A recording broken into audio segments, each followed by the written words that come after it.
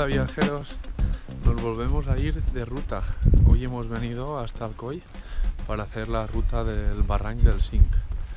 Ahora os iremos enseñando.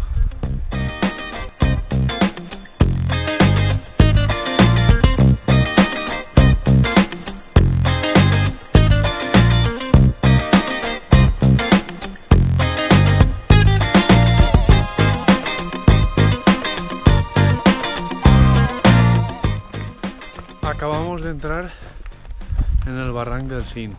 Ahora mismo estamos dentro. Estamos encajonados, miradlo.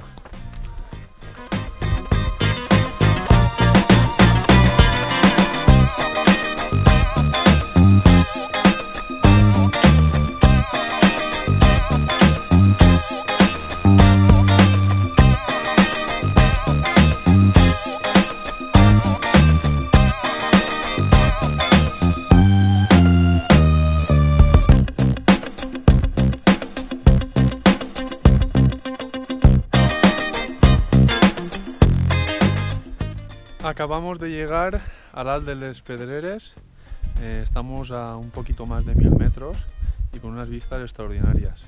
Parece que la ruta es fácil, pero venimos desde allí abajo y la verdad es que pica un poco.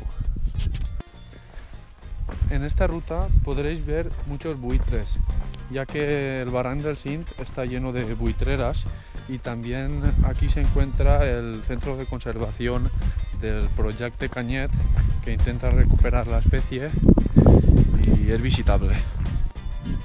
Justo por ahí es por donde hemos subido nosotros.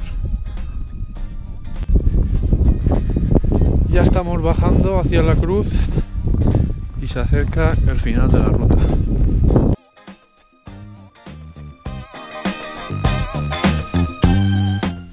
Y después de un último repechito llegamos a la cruz y a la ermita, donde hay unas preciosas vistas sobre Alcoy.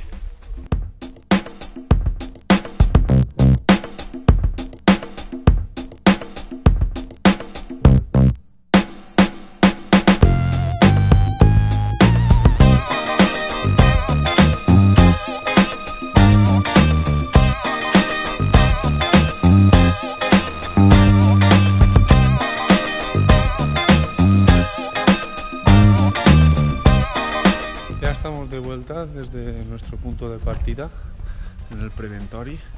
Hemos hecho una rutita de 9 kilómetros más o menos, con muy buenos paisajes y con alguna subidita que picaba un poquito.